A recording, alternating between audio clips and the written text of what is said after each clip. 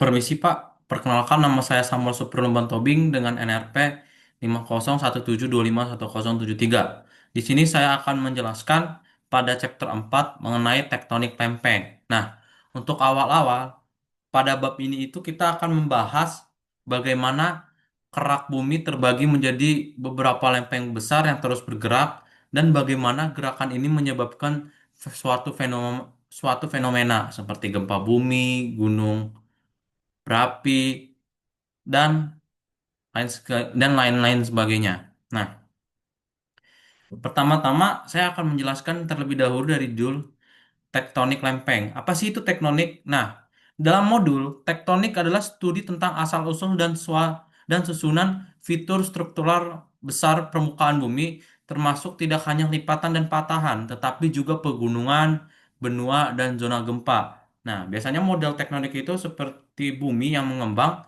atau bumi yang menyusut. Seperti itu modelnya.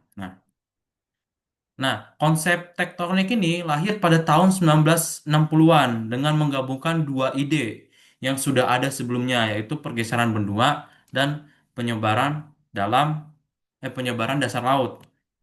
Nah, kalau misalnya terlihat pada gambar ini adalah suatu em, benua yang menyatu atau biasa disebut juga Pangea. Nah, benua yang menyatu ini, konsep ini pertama kali itu dikemukakan oleh penemu namanya Alfred Wegener pada tahun 1912. Nah, dia ini seorang meteorolog Jerman yang memberikan argumen tentang pergeseran benua yang menyatu seperti puzzle-puzzle atau dalam artian satu benua yang disebut namanya Pangea. Nah, gambar ini itu kalau misal dilihat ini adalah bentuk penyatuan satu satu dunia. Jadi satu dunia yang menyatu benua-benuanya membentuk benua yang besar. Ini salah satu contohnya, Pak. Nah, oke. Terus terus lanjut lagi, Pak. Nah, di sini ada namanya itu temuan-temuan tentang pergerakan benua yang berjalan yang dengan waktu yang cukup lama. Berjalan maksudnya berpecah Pak. Jadi dari yang awalnya menyatu Pange ya, dia berpecah lama-lama dalam sesuai dengan urutan zaman, Peterlekium, Megathecolium dan lain sebagainya. Dia berpecah dan berpecah-pecah dan sampai sekarang ini adalah benua-benua kita. Yang di sini benua Asia, di sini em, Antartika, ini Australia, di sini Eropa, ini Amerika dan lain sebagainya. Nah, di s- nah sekarang pada gambar ini adalah bentuk eh, gimana penyebaran sebuah fauna itu menyebar. Contohnya satu fauna yaitu Sinogatus, Sinognathus ya, yaitu reptil yang berukuran besar yang fosilnya itu ditemukan di di Afrika dan Amerika. Nih, bagian merah ini Pak. Ini untuk Sinogathus. Nah, ada lagi yang namanya itu Listro Listrosaurus. Nah, ini reptil darat yang bertubuh mirip seperti babi. Nah, dia ini penyebaran airnya di sekitar sini, Pak. Ini Amerika. Dan kalau nggak salah ini itu India sama Antartika. Nah, terus ada namanya Mesosaurus. Jadi ini reptil air tawar yang penyebarannya itu di bagian oranye. Amerika Selatan dan Afrika bagian selatan. Ini salah satu gambarnya, Pak. Nah, lalu em,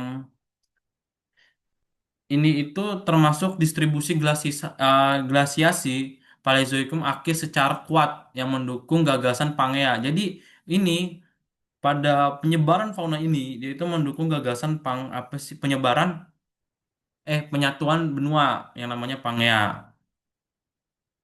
Mohon maaf Pak, sebentar saya akan lanjutkan lagi.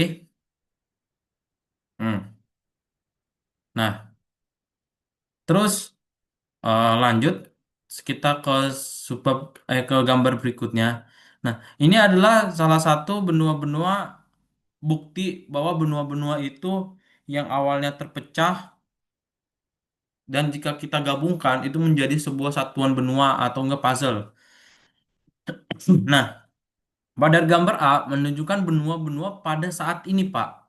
Pada saat ini menunjukkan benua-benua pada saat ini. Nah, di mana dengan tanda panah-panah ini adalah pembentukan atau penyatuan benua tersebut yang menunjukkan arah aliran es atau namanya ice flow pada daerah putih. Nah, jika pada gambar B adalah benua-benua yang telah disusun kembali menjadi sebuah bentuk Pangea. Bentuk tetap diam, sedangkan kutub sebenarnya bergerak. Kutub tetap diam dan benua-benua pergeseran benua pada hal tersebut, Pak. Terus, pada gambar 4.5 dia menunjukkan posisi kutub kuno yang pada gambar A. Atau bisa dibilang ancient pole. Nah, dan kutub sekarang yang berbeda seolah kutub itu berpindah. Nah, terus pada bagian B menunjukkan bahwa jika benua digabungkan kembali seperti Pangea, posisi kutub kuno dan kutub sekarang menjadi sejajar. Itu untuk teorinya, Pak. Nah, lanjut. Nah, ini adalah em, gambar yang pernah ditafsirkan oleh Wegener menurut datanya, data yang namanya itu paleomagnetik.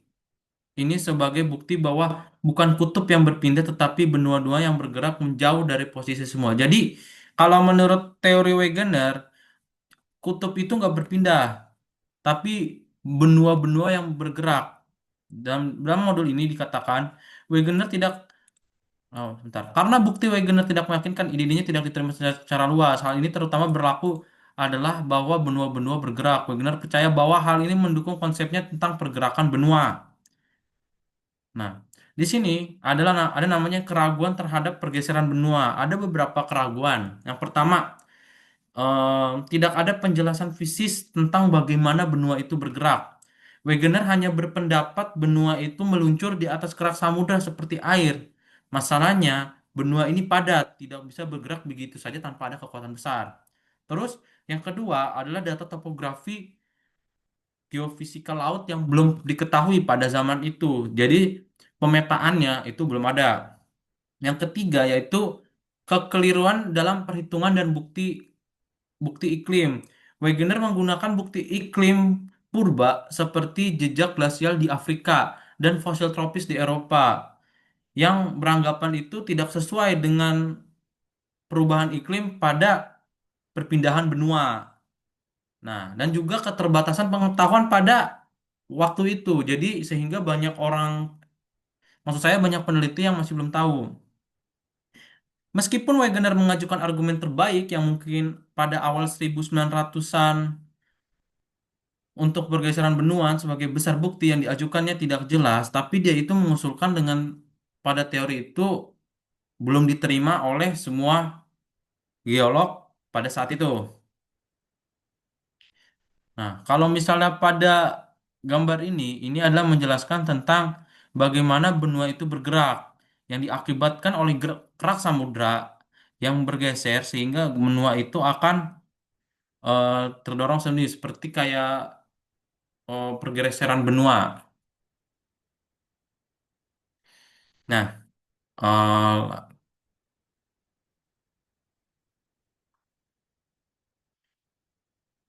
lanjut lagi, Pak. Terus sampai mana?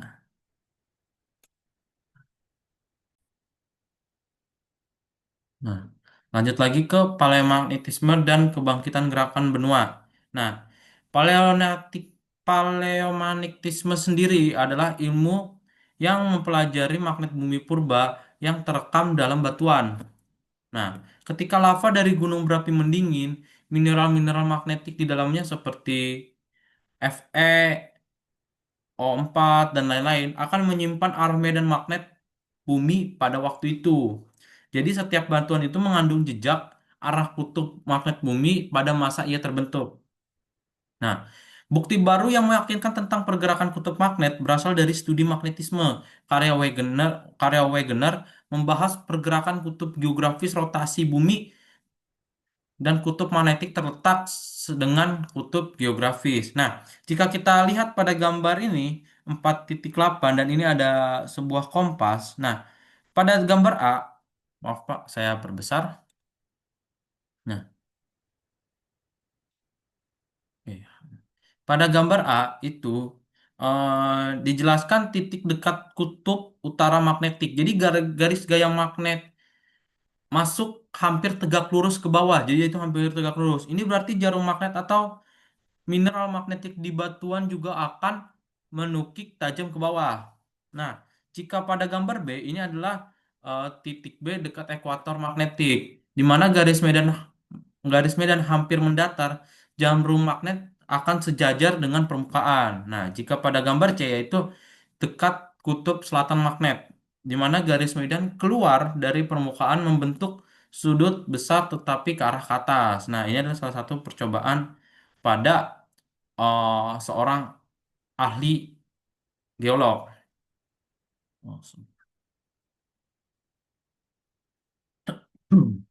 Nah, kutub magnet itu bergerak dari tahun ke tahun, tetapi kutub magnetik tetap dekat dengan kutub geografi saat bergerak. Jadi, dia itu walaupun bergerak, dia itu akan selalu dekat dengan kutub geografi siapa. Nah, Om, dalam teori Wegener, benua dianggap bergerak di atas mantel yang plastis, yaitu karena perpindahan kutub dan pembalikan medan magnet yang tadi saya jelaskan, Pak. Nah, jadi magnet dalam aliran lava basaltik yang mendingin bertindak seperti jarum kompas kecil yang menyimpan catatan medan magnet bumi saat lava mendingin di bawah titik Curie. Jadi seperti itu, Pak. Nah, di sini ada gambar 4,9 dan 4,10. Nah, pada gambar 4,9 ini dijelaskan bahwa terlihat bahwa batuan di zaman purba, oh sebentar, saya jelas. Batuan di zaman em, bukan purba. Batuan di zaman Premian, Premian di Amerika Utara itu menunjukkan arah medan magnet yang mengarah ke Asia. Berarti dulu Amerika Utara tidak berada di posisi yang sama seperti sekarang, atau telah berpindah tempat seiring waktunya. Kalau pada gambar 4,10 yaitu terlihat jalur kutub magnet dari Amerika Utara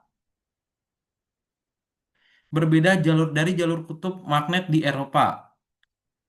Nah, jadi bisa dibilang bahwa bukan kutub magnet yang berpindah tetapi benua yang terus bergerak.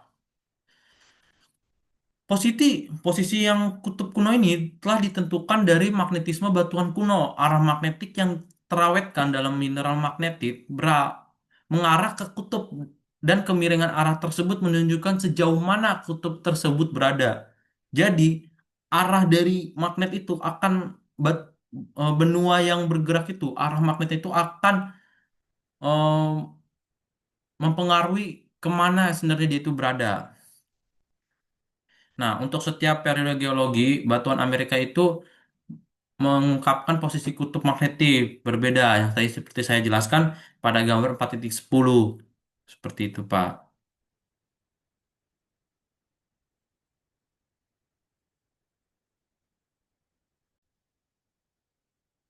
Nah, jadi faktanya itu setiap benua menunjukkan posisi yang berbeda untuk kutub premian. Adanya kutub magnet yang berbeda untuk setiap benua tampaknya sangat tidak mungkin. Nah, penjelasan yang lebih baik adalah bahwa satu kutub tetap diam, sementara benua-benua itu terpisah dan berputar saat mereka menjauh. Jadi seperti itu, Pak. Ini adalah penjelasan singkat jika misalnya kutub yang terpisah, benua-benua itu yang terpisah tapi satu kutub. Nah, ini adalah penjelasan buktinya, Pak. Di mana Amerika Selatan dan Afrika jika kita satukan, maka kutubnya ini akan searah jaraknya. Jadi seperti itu, Pak. Nah, se- ketika Alfred Wegener pertama kali mengemukakan teori pergeseran benua pada tahun 1912, teorinya itu belum bisa diterima karena belum ada namanya bukti ilmiah. Namun, mulai tahun 1950 sampai 1970 muncul penemuan baru dari bidang geofisika dan oceanografi yang akhirnya membuktikan kebenaran teori Wagner. Nah, pertama ada namanya paleomagnetik. Adalah rekaman medan magnet bumi purba yang tersimpan di batuan. Dan di mana arah main magnet itu di batuan purba itu menunjukkan bahwa benua-benua telah bergerak terhadap kutub magnet bumi seperti pada gambar ini, Pak. Itu adalah salah satu bukti yang paling meyakinkan pada zaman itu.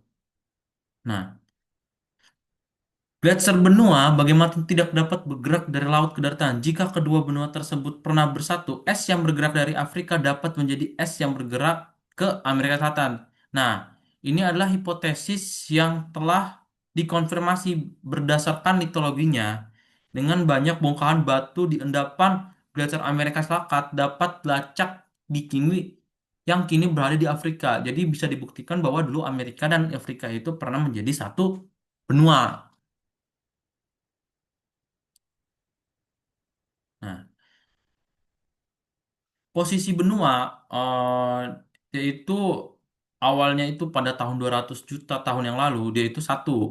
Nah, tapi sekarang akibat banyak tabrakan kecil dan segala macam sehingga banyak benua-benua itu telah bergerak jauh dari posisi awalnya Pangea yang sudah 200 juta tahun yang lalu. Nah, sekarang lanjut ke pembentukan dasar laut, Pak. Nah, pembentukan dasar laut ini itu terjadi melalui proses penyebaran dasar samudra atau bisa dibilang sea floor di punggungan Samudra Tengah. Nah, Harry Hess, seorang geolog dari Universitas Princeton, mengusulkan bahwa dasar laut mungkin juga bergerak. Usulan ini Usulan Hess ini pada tahun 1962 segera dinamai penyebaran dasar laut karena mengusulkan bahwa dasar laut bergerak menjauh dari punggung laut tengah sebagai hasil konveksi mantel pada modul, Pak. Nah, menurut konsep awalnya itu penyebaran dasar laut itu bergerak seperti sabuk konveyor, Pak, yang dia itu menjauhi dari punggung laut. Kalau misalnya kita telaah, jadi punggung samudra ini yaitu tempat magma dari mantel bumi naik ke permukaan, mendingin dan membentuk kerak atau samudra baru dari batuan basalt. Kerak yang baru terbentuk kemudian terdorong menjauh ke dua arah sehingga dasar laut terus melebar. Sementara kerak samudra yang lebih tua akan menyusup kembali ke mantel di daerah paling palung samudra. Nah, ini contohnya Pak, pergerakannya. Di mana nanti keraknya itu bakal memisah dan magmanya masuk, membentuk sebuah kerak samudra baru. Nah, nanti terbentuklah dan nanti kerak samudra yang udah tua bakal kembali dan menyatu atau bilang zona subduksi. Seperti itu, Pak. Nah, gaya penggerak Hess adalah konsep yang dikemukakan oleh tadi seperti saya bilang eh, pada tahun 1962 yang berasal dari Harry Hess yang berasal dari Universitas Princeton. Dia ini mengupakan bahwa mekanisme pergerakan benua dan dasar samudra itu melalui proses penyebaran dasar samudra atau yang bisa dibilang seafloor spreadings. Karena gerakan benua disebabkan oleh arus konveksi di mantel bumi, yaitu sirkulasi material panas yang naik dari bagian dalam bumi dan mendorong kerak bumi di atasnya. Nah, ide yang kontroversial pada tahun 1992 ini, meskipun konveksi dapat dengan mudah diperlihatkan dalam wadah air, sulit untuk ide kontroversi ini pada tahun 1962 itu disetujukan. Meskipun konveksi dapat dengan mudah ditunjukkan dalam moda air, tapi sulit membayangkan batuan mantel yang padat berperilaku seperti cair. Jadi masih dalam pertimbangan seperti itu, Pak. Nah, sekarang penjelasan punggungan Laut Tengah. Nah,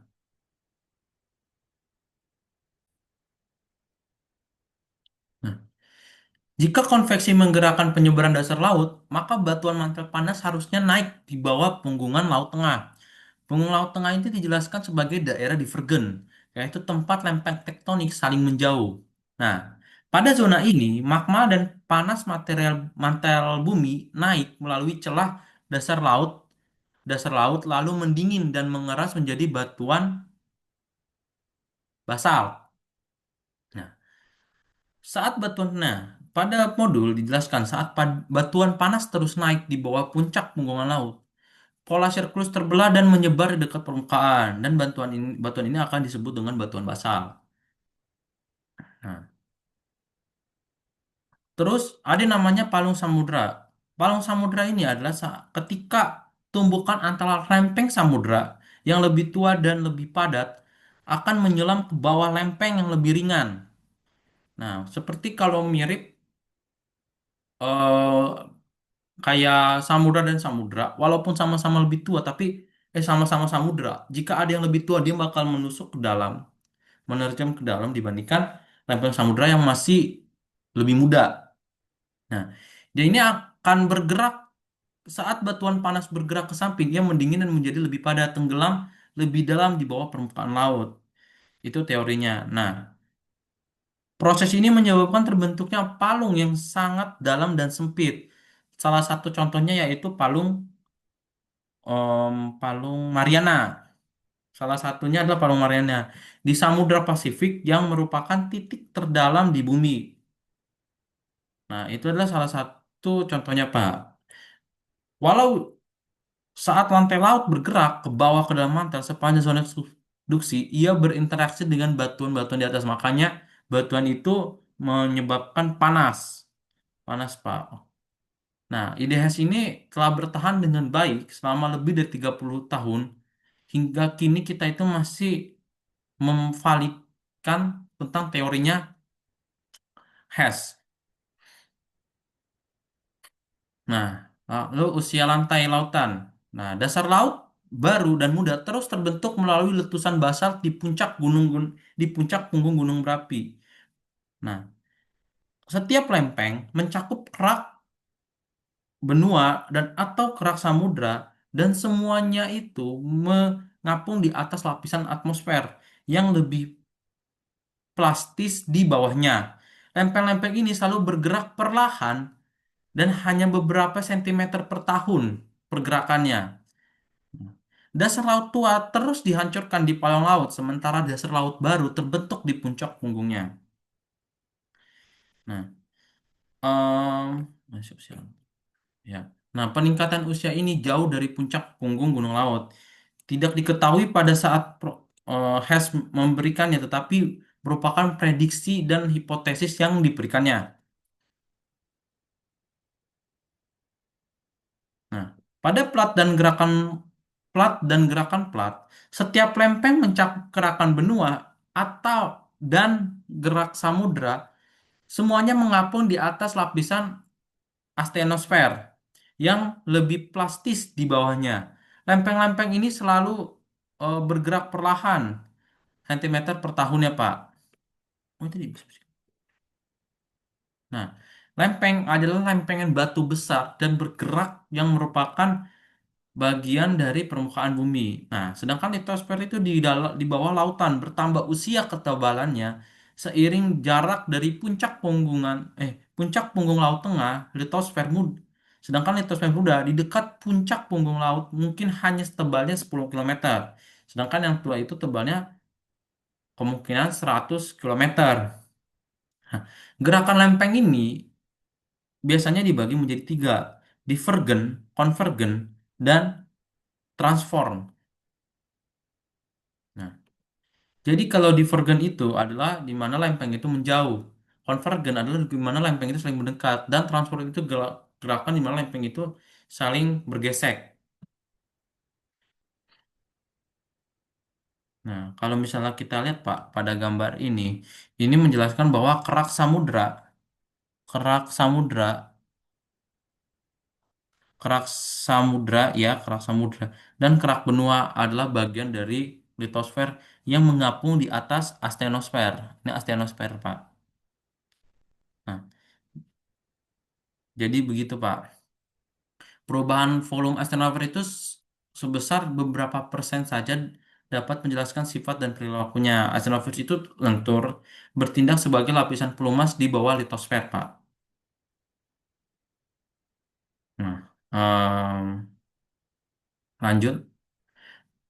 Kalau misalnya ada pertanyaan, bagaimana kita tahu bahwa lem- lem- lempeng-lempeng itu bergerak, lembang-lembang itu bergerak? Nah, pada tahun 1960-an, dua uji kritis dilakukan terhadap gagasan tentang dasar laut yang bergerak. Uji ini melibatkan anomali magnetik laut dan seismistasi seismisitas zona patahan. Dan dua uji ini berhasil meyakinkan sebagai besar geolog bahwa lempeng memang bergerak. Nah, yaitu ada sebuah pola pola yang akan nanti saya jelaskan, pola simetris yang akan jelaskan pada anomali magnetik maritim.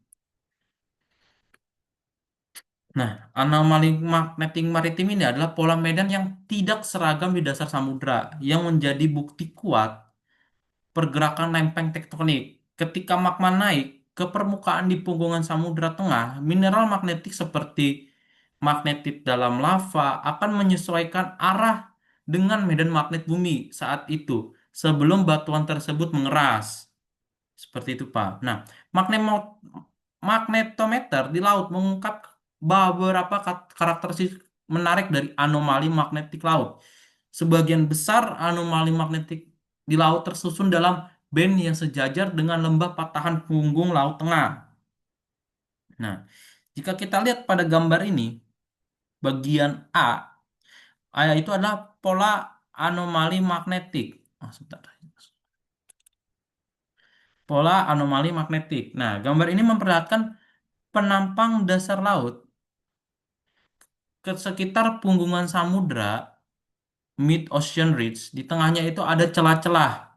Nah, ada celah tempat magma itu akan naik yang akan membentuk sebuah kerak samudra yang baru.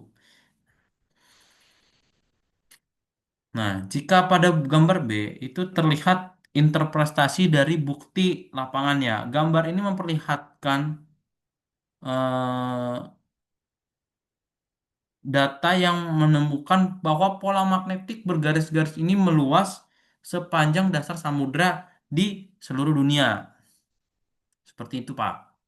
Pada anomali magnetik maritim. Nah, hipotesis Fine-Matthew. Ini merupakan salah satu bukti penting yang menjelaskan mekanisme penyebaran dasar samudra. Nah, hipotesis ini dikemukakan oleh eh, Drummond Matthew atau bisa bilang Matthew saja dan kawannya Fred Fine. Nah, mereka ini memberikan hipotesis bahwa pola medan magnet bumi yang terekam pada batuan dasar laut membentuk garis-garis simetris di kedua punggung Samudra Tengah. Nah, pola anomali magnetik di sisi punggung Gunung Tengah Samudra adalah cerminan dari pola di sisi lain pada hipotesisnya. Nah, dengan demikian, hipotesis Fine-Matthews ini menjelaskan bahwa pola anomali magnetik ini yang simetris di dasar laut merupakan rekaman pembentukan kerak samudra secara berurutan dan menjadi bukti bahwa dasar samudra menyebar dan punggungan samudra tengah. Nah, pengamatan paling pentingnya yang dilakukan Fine dan Matthew adalah pola anomali magnetik di laut sesuai dengan pola pembalikan magnetik yang sudah pernah kita pelajari pada bab 2. Nah, magnetisme diode yang dimagnetisial ini secara normal menambah magnetisme bumi, Pak. Sehingga magnetometer yang dibawa di atas diode tersebut mencatat magnetisme yang lebih kuat dari rata-rata sebuah anomali positif. Nah, ini adalah sebuah pengukuran parameter yang telah diberikan. Ini adalah salah satu peristiwa-peristiwa. Oh, ini kecepatan gerakan lempeng, Pak. Nah, oke.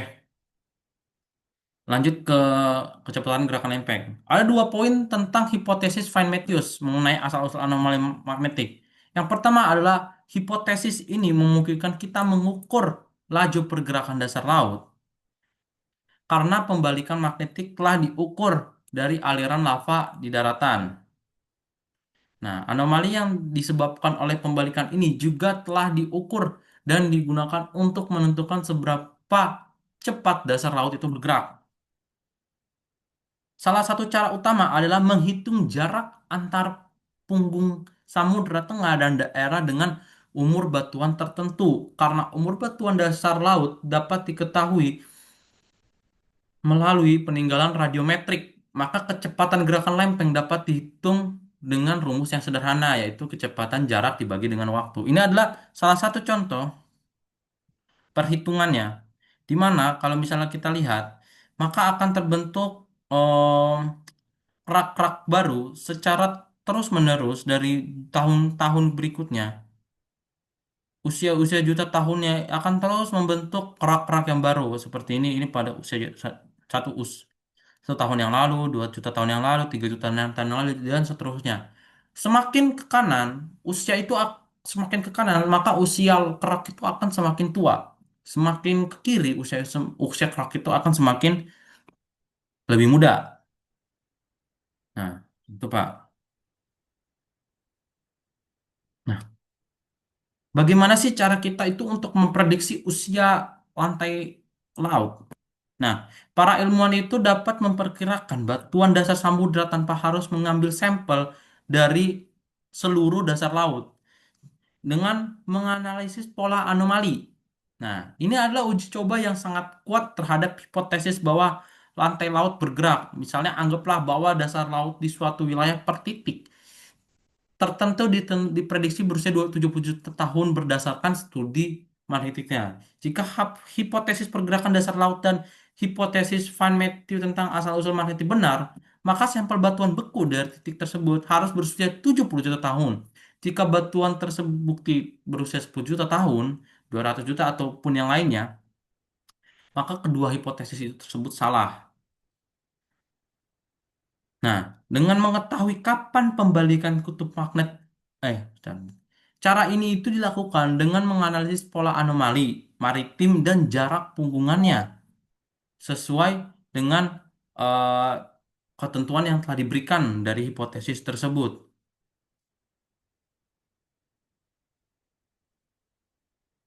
Eh,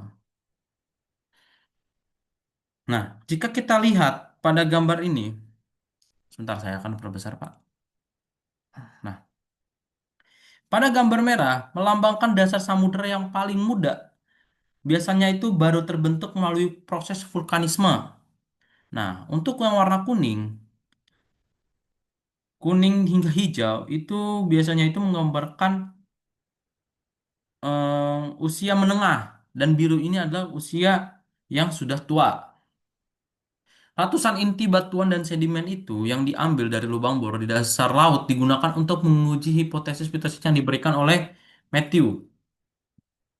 Hipotesis Matthew dan tak rekannya. Nah, ada lagi uji lain zona patahan dan patahan transform. Inti dari pengoboran laut dalam menguji gerakan lempeng dengan memungkinkan kita membandingkan usia sebenarnya dasar laut dengan usia yang diprediksi dari anomali magnetik. Zona patahan dan patahan transfer ini memberikan bukti tambahan mengenai gerakan lempeng tektonik di permukaan bumi. Em, Patahan transfer adalah retak di kerak bumi di mana dua lempeng bergerak bergerak saling bergesekan secara horizontal, bukan menjauh ataupun mendekat. Jadi, yang menyebabkan gempa bumi karena energi yang tersimpan. Nah, ini adalah salah satu contohnya. Ini adalah contoh ketika gerakan itu menjauh. Nah, gerakan batuan itu menjauh dari eh, keraknya, maka akan muncul lava itu akan naik membentuk kerak yang baru atau patah-patahan. Nah, faktanya hal tersebut tidak berlaku untuk zona patahan. Gempa bumi memang terjadi di zona patahan, tetapi hanya di beberapa bagian. Jadi tidak di semua segmen itu gempa bumi itu ada, tetapi hanya di beberapa bagian saja.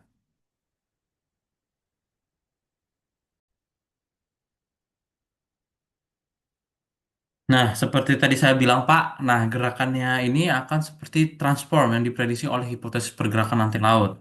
Nah, pada bagian zona patahan antara dua segmen puncak punggung laut, puncak punggung laut, gempa bumi adalah karena itu terjadi pada bagian zona patahan ini, yaitu patahan transform. Yang saya bilang yaitu sebuah gesekan. Nah, lanjut, bagaimana cara kita mengukur gerakan lempeng? Pada pada sebab ini, ilmuwan itu membuktikan dan memantau pergerakan lempar teknologi secara real time menggunakan teknologi yang sudah modern, contohnya GPS. Nah, dalam beberapa tahun terakhir, gerakan lempeng telah diukur secara langsung menggunakan satelit radar, laser, dan sistem penentuan posisi global atau GPS. Teknik-teknik ini dapat mengukur jarak antara dua titik berjauhan dengan ketelitian hingga 1 cm. GPS ini secara rutin digunakan untuk mengukur gerakan relatif antara lempeng karena ketepatannya dan karena penerima GPS relatif murah dan cukup portable. Nah, hasil pengukuran GPS itu menunjukkan setiap benua dan dasar samudra bergerak beberapa sentimeter per tahun sesuai dengan arah gerak lempengnya. Misalnya, lempeng Pasifik itu bergerak ke arah barat laut sekitar 8 sampai 10 cm. Seperti itu, Pak. Nah, batas pelembangan plat yang berpisah. Ketika dua lempeng tektonik yang bergerak saling menjauh satu sama lain di zona ini, magma dari mantel bumi naik ke permukaan melalui celah-celah yang terbentuk di antara lempeng-lempeng tersebut. Ketika magma itu mendingin, ia membentuk kerak samudra baru sehingga permukaan bumi yang terus diperbaui secara berkala. Nah, batas lempengnya ini divergen, di mana lempeng bergerak menjauh satu sama lain, Pak.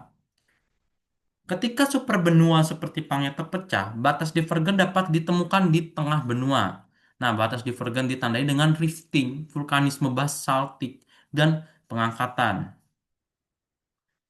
Nah, contoh, pada gambar ini, kita lihat foto instrumen, instrumen geofisika yang kemungkinan memakai alat sebuah yang namanya GPS modern ya, yang digunakan untuk mengukur pergerakan kerak bumi secara presisi di lapangan. Dan, nah, pada gambar ini diperlihat adalah peta tektonik yang menunjukkan batas-batas lempeng tektonik yang bergerak, yang terutama itu di satu superbenua, superbenua atau yang bisa disebut Pangea. Nah, ini adalah gambar diagram batas lempeng. Nah, yang paling atas ini adalah batas konvergen di mana dua lempeng bertabrakan dan salah satunya menyusup ke bawah. Nah, tipe kedua adalah batas divergen di mana lempeng itu bergerak saling menjauh. Nah, ada namanya ketiga, batas transform yang di mana itu dia itu bergesek. Nah, seperti itu, Pak.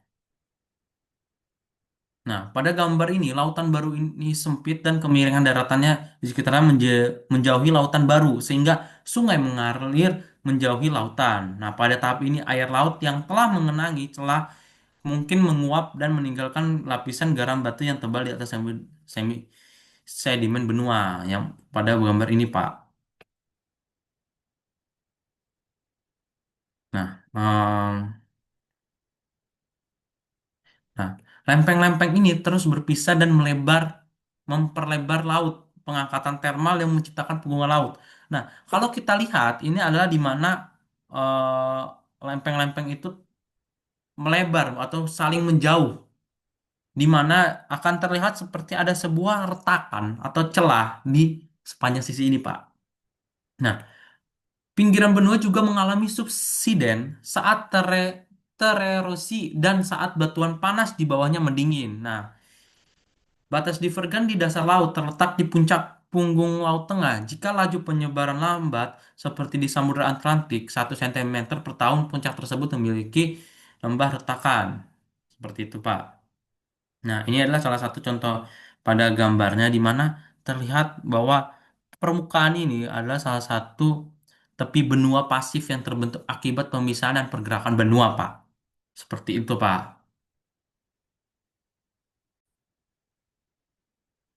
Nah, lanjut lagi, Pak. Nah, di sini ada namanya transform boundaries. Yang pertama gambar A itu adalah antara dua punggung gunung. Gambar B adalah antara punggung gunung dan palung dan gambar C adalah antara dua palung. Nah, ini adalah salah satu contohnya, Pak. Nah, lanjut kita ke transformasi batasan, Pak. Nah, pada transformasi batasan, batas ini terjadi ketika dua lempeng tektonik bergerak saling bergeseran secara horizontal, bukan saling menjauh atau saling mendekat. Pada batas transform, tidak terbentuk kerak baru dan tidak ada kerak yang hancur. Tetapi pergeseran antar lempeng ini menyebabkan tegangan besar di kerak bumi yang sering memicu gempa bumi kuat. Nah, batas transform ini ditandai oleh gempa bumi dengan fokus dangkal dalam zona sempit untuk satu sesar atau dalam zona lebar untuk sekelompok sesar paralel. Nah, biasanya nama patahan ini berasal dari fakta bahwa pergeseran di sepanjang patahan tiba-tiba berakhir atau berubah jenis pergeseran lainnya. Nah, gerakan penyebaran di satu segmen punggung laut diubah menjadi gerakan penyebaran di segmen punggung laut lainnya melalui gerakan geser sejajar sepanjang transport. Nah, pada gambar ini kita bisa lihat nih, pada gambar A itu adalah salah satu lempeng samudra menunjukkan punggungan tengah samudra sebagai hasil dari penyebaran dasar laut. Nah, dan patahan transfer memotong punggung laut secara tegak lurus, menggeser segmen-segmen punggung laut secara horizontal. Nah, gempa bumi dangkal sering terjadi di sepanjang patahan transport ini. Nah, pada gambar B atau lempeng benua menunjukkan proses di kerak benua, di mana zona lemah menjadi tempat awal pemisahan. Nah, patahan San Andreas adalah di California adalah patahan transfer dengan sejarah yang kompleks. Nah, bisa kita lihat salah satunya di pada gambar 4.23. Ketika dua lempeng samudra mulai berpisah, batas tersebut mungkin terbentuk menjadi melengkung pada bola. Nah, seperti ini, Pak. Lengkungannya itu seperti bola. Nah,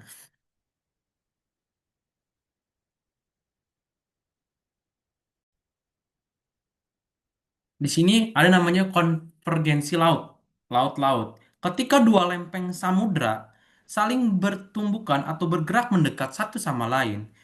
Nah, kedua lempeng tersebut memiliki kerak samudra yang padat dan berat. Salah satunya akan menyelam ke bawah dan ke bawah lempeng lainnya, ke dalam mantel bumi dalam proses yang disebut dengan namanya subduksi, Pak, untuk eh konvergensi laut dan laut. Nah, ada namanya batas plat konvergen. Di batas lempeng konvergen, dua lempeng bergerak mendekati satu sama lain atau seringkali secara miring. Nah, dijelaskan bahwa ketika mengalami tumbukan karena kerak bumi tidak bisa saling menembus, maka salah satu lempeng itu biasanya akan menyelam. Seperti yang tadi saya bilang konvergensi laut ke laut penjelasannya, Pak. Nah, ke dalam mantel nih dia akan bergerak dan disebut sebagai subduksi. Nah, biasanya ada tiga jenis utama batas konvergen ini, yaitu konvergensi laut-laut, di mana dua lempeng samudra bertumbukan, konvergensi laut benua, di mana lempeng samudra yang lebih berat menyelam di bawah lempeng benua, atau konvergensi benua-benua, di mana kedua benua bertabrakan tanpa ada yang tersubduksi, melainkan terlipat atau memiliki kelipatan, Pak. Nah, ini adalah salah satu konvergensi lempeng samudra-samudra yang membentuk palung, busur, pulau vulkanik, dan zona Benioff gempa bumi. Nah, biasanya untuk lempeng samudra itu yang paling tua yang akan tersubduksi ke bawah atau akan menerjam ke bawah. Seperti itu, Pak. Dan biasanya itu dia itu akan membentuk suatu palung. Nah, pada gambar ini juga kita bisa lihat nih, sebuah bola tenis meja yang penyok dapat menjelaskan mengapa parit-parit berbentuk melengkung pada sebuah bola. Nah, menggunakan analogi bola tenis ini, kita bisa mengetahui bahwa ketika satu lempeng samudra menunjam ke bawah, lempeng lain tekanan yang dihasilkan membentuk palung yang cembung ke arah lempeng yang menunjam tersebut, Pak. Nah, ini adalah zona Benov yang terdiri dari gempa saat maksud oh, saya ulangi lagi Pak. Saat satu lempeng menunjam ke bawah lempeng lain, zona Benioff yang terdiri dari gempa bumi berfokus dangkal menengah ke dalam terbentuk di bagian atas litosfer. Nah, keberadaan gempa bumi berfokus dalam hingga kedalaman 670 km menunjukkan bahwa lempeng rapuh terus berlanjut setidaknya hingga kedalaman tersebut. Nah, saya akan loncat ke bagian ini, Pak, karena saya tadi sudah menjelaskan di pada bagian awal, Pak. Nah, kita lanjut ke namanya lempeng tektonik dan level laut. Nah, di lempeng tektonik dan level laut, ini pergerakan lempeng tektonik memiliki pengaruh besar terhadap perubahan tinggi permukaan laut, baik secara lokal maupun global, baik secara kecil maupun besar. Ketika lempeng-lempeng ini bergerak, naik ataupun tenggelam, maka bentuk dan volume cekungan samudra ikut berubah yang akhirnya mempengaruhi jumlah air laut yang dapat ditampung. Laut menutupi wilayah luas dataran yang kini menjadi dataran kering. Ketika pergerakan lempeng itu berhenti, konveksi juga berhenti dan batuan pada sumbu penyebaran lama mendingin dan menyusut. Ini berarti punggungan tengah samudra mereda dan akhirnya menjadi dasar laut yang rata. Seperti itu, Pak. Nah, ketika punggungan tidak ada, air kembali ke cekungan samudra dan benua menjadi kering kembali. Laju penyebaran yang cepat akan menyebabkan punggungan yang besar dan kenaikan permukaan laut, sementara laju penyebaran yang lebih lambat akan menyebabkan punggungan yang lebih kecil dan permukaan laut yang lebih rendah. Seperti itu, Pak. Nah, em, dengan demikian, kita bisa mengetahui bahwa interaksi antara gerakan lempeng dan perubahan level merupakan bagian penting dalam dinamika bumi. Nah, terus ada alasan lain mengapa palung itu bergerak. Ada beberapa teori lagi yang diyakini, Pak, secara luas bahwa lempeng yang menunjam tidak tenggelam ke arah yang sejajar dengan panjang lempeng, tetapi jatuh melalui mantel pada sudut yang lebih curam. Seperti itu, Pak. Nah, lanjut, konvergensi samudra benua, Pak. Nah, dua lempeng benua yang sama-sama tebal dan ringan ketika saling bertumbuk setelah sebelumnya menutup samudra yang memisahkan keduanya berbeda dengan konvergensi samudra benua. Pada batas ini tidak terjadi subduksi, yaitu karena benua ketemu benua. Jadi tidak ada zona subduksinya, Pak. Nah, nah, ketika lempeng yang di tepi kerak samudra tersubduksi di bawah litosfer benua, irisan areksi dan cekungan busur depan membentuk batas benua aktif di antara palung dan benua. Nah, seperti itu, Pak. Nah, biasanya biasanya karena ada celah itu, magma akan keluar dan membentuk sebuah kerak yang baru. Magma yang terbentuk oleh konvergensi samudra benua membentuk busur magmatik. Istilah umumnya itu yang digunakan untuk kepulauan lautan maupun untuk sabuk aktivitas magmatik di tepi benua. Nah, magma yang panas naik dari zona subduksi menebalkan kerak benua dan membuatnya lebih lemah dan lebih eh, mobile daripada kerak dingin. Seperti itu, Pak. Lanjut ke konvergensi. tadi samudra benua, konvergensi benua-benua. Nah, untuk konvergensi benua-benua, dua lempengnya itu akan yang tebal dan ringan itu tidak pertumbukan. Mohon manfaat tadi ini samudra benua, jadi yang satunya itu akan menunjam ke bawah dan satunya itu akan ke atas. Jadi seperti itu, Pak. Nah, dua benua dapat saling mendekat dan bertabrakan, tapi keduanya itu harus dipisahkan oleh dasar samudra yang sedang tersubduksi di bawah salah satu benua dan tidak memiliki sumbu sebaran untuk menciptakan kerak samudra baru, Pak. Nah, ini salah satu gambarnya, Pak, pada gambar 4.28. Nah, bisa kita lihat ini saat dia gerakannya saat bertumbuk. Nah, dia itu tidak akan tersubduksi, tapi dia itu akan ke atas untuk benua ke benua. Nah, ke, nah, kedua benua tersebut menyatu di sepanjang zona sutura yang menurun yang menandai lokasi lama subduksi, Pak. Nah, eh, jika kita lihat pada gambar satu, menggambarkan tiga tahap utama pembentukan samudra akibat kembali ke salah. Nah, ini jika kita lihat pada gambar-gambar ini, kita lihat bahwa em, proses di mana yang ini samudra dan benua, dan yang ini adalah benua dengan benua. Kita bisa lihat, Pak, bahwa penyebarannya itu seperti gimana. Nah, salah satu contoh benua dan benua itu adalah pegunungan Himalaya di Asia Tengah. Diperkirakan terbentuk dengan cara ini karena India bertabrakan dan menunjam ke bawah Asia, menghasilkan kerak yang sangat tebal dan elevasi yang tinggi. Nah, terus ada yang namanya penyebaran Backcraft. Nah, perpanjangan regional terjadi dalam atau di belakang banyak busur. Dengan perpanjangan ini dapat memecah busur menjadi dua bagian yang menggerakkan kedua bagian tersebut ke arah yang berlawanan. Nah, ketika lempeng samudra ketika lempeng samudra tersubduksi, sebagian mantel di atasnya meleleh akibat panas dan air yang lepaskan dari lempeng yang tenggelam, menghasilkan magma panas dan gaya tarik dari pergerakan lempeng, menyebabkan lapisan atas mengalami tarikan atau pergeseran. Di bagian belakangnya, akibat celah atau terbentuk dan magma naik ke permukaan menciptakan punggungan samudra kecil.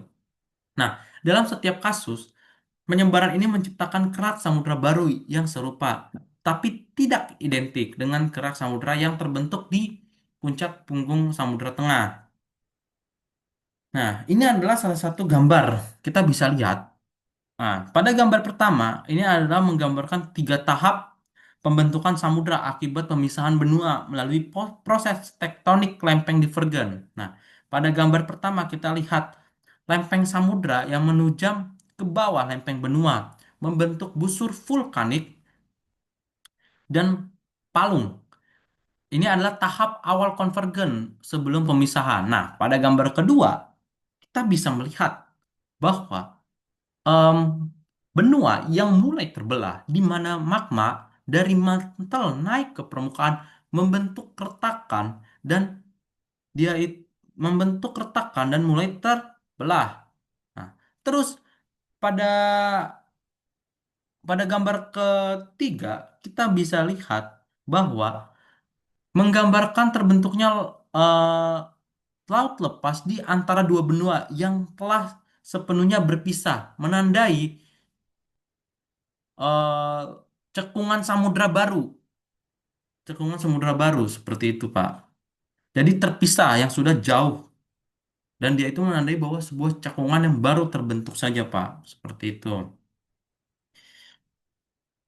Nah, pada gambar kedua kita bisa lihat konveksi, subduksi, konveksi mantel sebagai mekanisme utama. Nah, diagram atas menunjukkan bahwa proses subduksi di mana lempeng samudra menujam ke atas, menujam menujam ke atas, di mana bisa kita lihat dia itu menghasilkan busur vulkanik. Nah, pada gambar B kita bisa lihat bahwa arus konveksi di mantel yaitu pergerakan material panas yang naik dan dingin yang turun mendorong lempeng di atasnya untuk bergerak ke arah lempeng yang menunjam. Nah, pada gambar C kita bisa melihat bahwa proses lanjutannya yaitu menunjukkan bahwa subduksi dan konveksi saling terkait. Subduksi menarik lempeng di bawah, sementara konveksi mendorong pergeseran dari bawah. Seperti itu, Pak. Ini naik, maka ini akan turun. Kenapa bisa seperti itu? Karena seperti kayak ada tekanan, maka dia itu akan naik, Pak. Nah, em, lanjut, Pak. Eh, Tabrakan India dengan Asia. Nah, tabrakan India dengan Asia itu ketika dua lempeng benua saling bertumbukan dan membentuk pegunungan lipatan raksasa sekitar 50 juta tahun yang lalu atau antara 40 sampai 60 juta tahun yang lalu, Pak. India mulai bertabrakan untuk membentuk pegunungan Himalaya, sistem pegunungan terbesar di dunia saat ini. Laut yang pernah memisahkan India dari Asia, naiknya dasar laut menjadi punggung dan puncak setinggi hingga 5 mil. Tekanan konvergensi benua-benua menjangkau jauh ke utara, batas lempeng Himalaya mungkin hingga 5.000 kilometer ke dalam Asia Tengah. Nah, karena kedua lempeng benua ini sama-sama ringan dan tebal, tidak ada yang bisa tersubduksi secara penuh ke dalam mantel bumi. Akibatnya, kerak di zona tumbukan mengalami penekanan ekstrim sehingga membentuk pegunungan Himalaya. Nah, lanjut batas transfer San Andreas. Nah, lempeng merupakan salah satu contoh paling terkenal dari batas lempeng transform, yaitu di mana dua lempeng tektonik saling bergeseran secara horizontal atau transform. Patahan San Andreas yang saat ini saya bahas terletak di California, Amerika Serikat. Nah, patahan ini lempeng Pasifik bergerak ke arah barat laut, sedangkan lempeng Amerika Utara ke arah tenggara dengan kecepatan rata-rata 4 sampai 5 cm per tahun. Karena kedua lempeng ini saling bergesekan tanpa pembentukan atau penghancuran kerak, energi gesekan terus menumpuk hingga akhirnya dilepaskan dalam bentuk gempa bumi. Makanya terdapat sebuah gempa bumi kencang. Nah, juga menyerap komponen pergerakan sehingga batas lempeng sebenarnya merupakan zona geseran selebar sekitar 600 kilometer, bukan garis tunggal yang terlihat pada peta di buku teks geologi pada gambar kotak kedua, pada gambar tersebut ini, Pak. Jadi sepanjang 600 kilometer. Maaf Pak, yang ini Pak, pada gambar kedua 600 kilometer zonanya, Pak. Lanjut, namanya gerakan batas Lembang. Nah, hampir tidak ada yang tetap dalam tektonik lempeng. Bukan hanya lempeng yang bergerak, tetapi batas lempeng pun bergerak. Nah, gerakan batas lempeng ini melibatkan interaksi relatif antara lempeng-lempeng litosfer yang kaku dan interaksi ini adalah pendorong utama sebagian besar aktivitas geologi di permukaan bumi. Contohnya puncak punggung gunung asli mungkin tiba-tiba menjadi tidak aktif. Divergensi akan melompat dengan cepat ke posisi baru dan menciptakan puncak punggung gunung baru yang bukti terdapat pada pola anomali magnetik, Pak. Nah, contohnya pada patahan San Andreas California telah berada di posisinya saat ini sekitar 5 juta tahun yang lalu, Pak. Sebelum itu pergerakan lempeng terjadi di patahan dasar laut yang sejajar dengan San Andreas di masa depan. Jadi akan berpindah seperti itu, Pak. Nah, saya lanjut ke ukuran lembang. Nah, ukuran lembang ini litosfer yang mencakup kerak dan material teratas yang kaku bervariasi secara signifikan. 8 lempeng utama mendominasi permukaan bumi dan ukurannya secara horizontal sangat luas, mencapai ribuan kilometer. Lempeng dapat berubah ukuran, misalnya lantai laut baru sedang ditambahkan di tepi belakang lempeng Amerika Utara di sumbu penyebaran di Samudra Atlantik. Nah, maka oleh karena itu lempeng Amerika Utara bertambah ukuran saat pergerakan ke arah barat. Seperti itu, Pak. Nah, terus kekasan tektonik lembang. Nah, kekasan tektonik lembang itu teori tektonik lempeng yang sangat menarik bagi para geolog. Nah, kekasan tektonik ini adalah kemampuan sebagai teori pemersatu dalam geologi yang menjelaskan asal-usul dan distribusi sebagian besar fenomena geologi intensif di bumi. seperti gempa bumi, gunung berapi, dan permukaan sabuk pegunungan. Melalui pergerakan relatif, lempeng-lempeng litosfer yang kaku di atas astenosfer yang ulet, teori ini menggabungkan konsep pergerakan benua dan pergerakan dasar laut, serta menjelaskan bahwa aktivitas geologi berkonsentrasi di tiga jenis batas lempeng, divergen, konvergen, dan transform. Seperti itu, Pak. Gempa bumi dengan fokus dangkal di sepanjang patahan normal disebabkan oleh perpanjangan di batas lempeng divergen. Gempa bumi dengan fokus dangkal juga terjadi pada patahan transform ketika lempeng-lempeng bergeser satu sama lain. Nah, seperti itu, Pak. Nah, di sini ada jalur pegunungan muda bersama dengan intrusi batuan beku, metamorfosis, dan sabuk lipatan-lipatan terbentuk di batas konvergen. Nah, gunung subduksi terbentuk di tepi benua di mana lantai laut meluncur di bawah benua. Contohnya termasuk pegunungan Andes dan Cascade. Nah, apa yang menyebabkan gerakan lembang ini?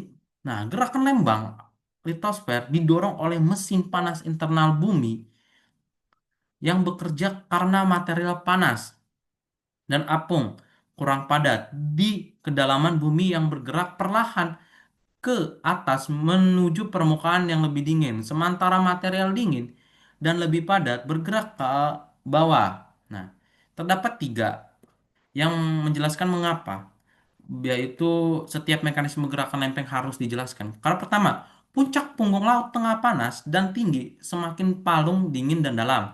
Dua, puncak punggung laut memiliki retakan dan tegangan. Dan yang terakhir, tepi depan beberapa lempeng adalah lantai laut yang terbenam, sementara tepi lempeng lain adalah benua yang tidak dapat terbenam. Nah, konveksi mantel-mantel proses perlahan di mana bagian dalam bumi yang panas dan lentur berputar balik, di mana batuan panas naik dari bawah, mendingin di dekat permukaan dan kembali tenggelam terjadi sebagai serangkaian sel raksasa masing-masing membentuk dari sumber panas.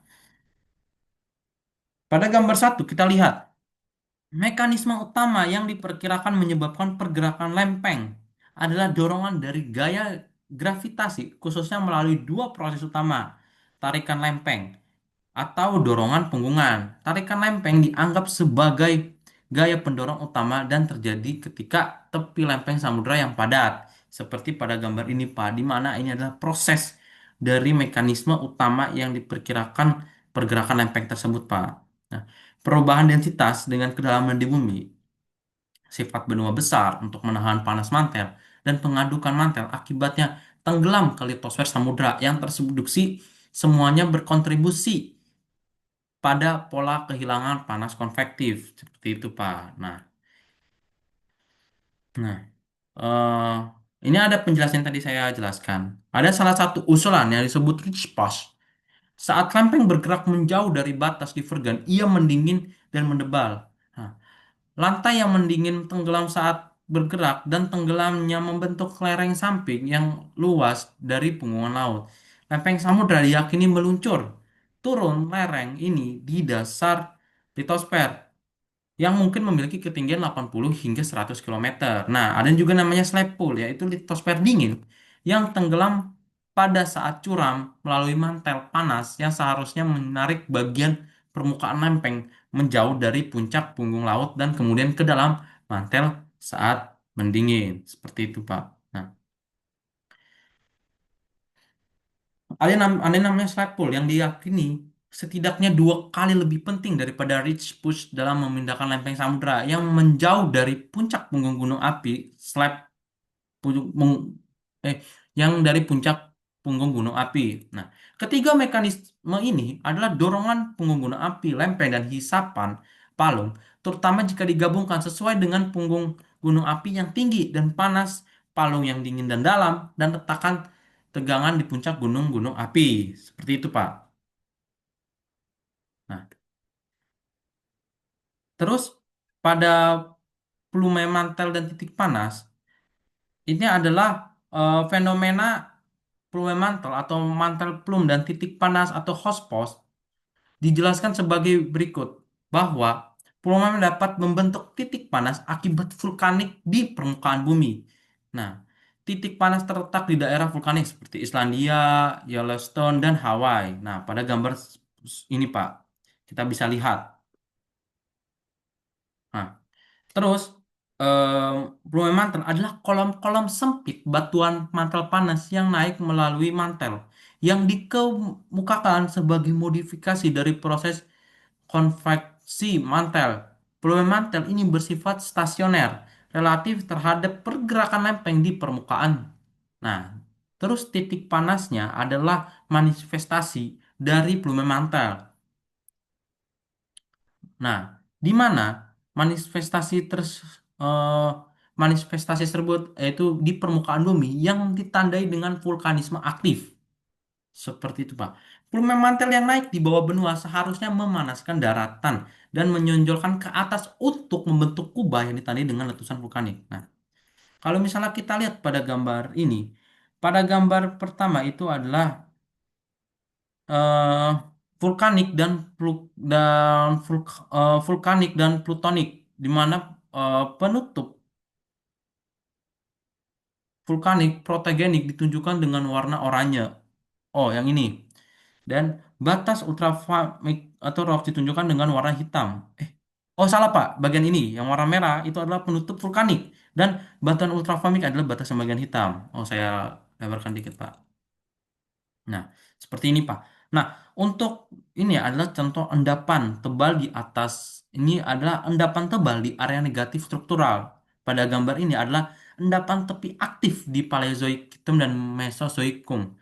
Nah, ini adalah endapan sinoregenik dan pastrogenik. Dan di sini adalah endapan tepi pasif dan Paleozoikum. Dan di sini adalah endapan, eh, oh ya, dan itu saja Pak, dan endapannya. Nah, terus di sini ada gambar yaitu area platform di mana ada seperti seperti tudung es, saman quarter di atas basement. Nah, dia ini adalah salah satu pembentukan di mana arah-arah Plumis naik di bawah pusat lempeng samudra, Pak. Seperti itu, Pak. Nah, em, lanjut, Pak, di hubungan antara tektonik lempeng dan endapan biji. Nah, hubungan antara tektonik lempeng dan endapan biji sangatlah erat sebab teori tektonik lempeng menyediakan model penyeluruh untuk menjelaskan asal-usul dan distribusi endapan biji logam. Karena banyak endapan biji berhubungan dengan aktivitas beku. Lokasi pembentukannya sangat terikat pada batas-batas lempeng. Di batas divergen, hotspot di bawah laut di Mid Oceanic. Nah, teori tekniknya menyediakan model umum untuk asal-usul endapan biji logam yang telah digunakan untuk menjelaskan keberadaan endapan yang sudah diketahui. Seperti itu, Pak. Nah, logam dalam mata air panas, lembah Rif sebagian besar terdiri dari besi, tembaga, dan timah dengan jumlah yang lebih kecil dari emas dan perak. Terkadang mineral biji dapat terkonsentrasi dalam endapan yang lebih kaya di dasar Laut Merah, sedimen logam yang mengendap di cekungan yang terisi dengan lautan mata air panas. Ini adalah salah satu contoh gambar untuk pengambilan penambangan, dan ini adalah ketika di mana bagian-bagian bijinya itu terkonsentrasi seperti itu, Pak. Jadi sekian untuk penjelasan chapter 4. Terima kasih, Pak, telah menonton.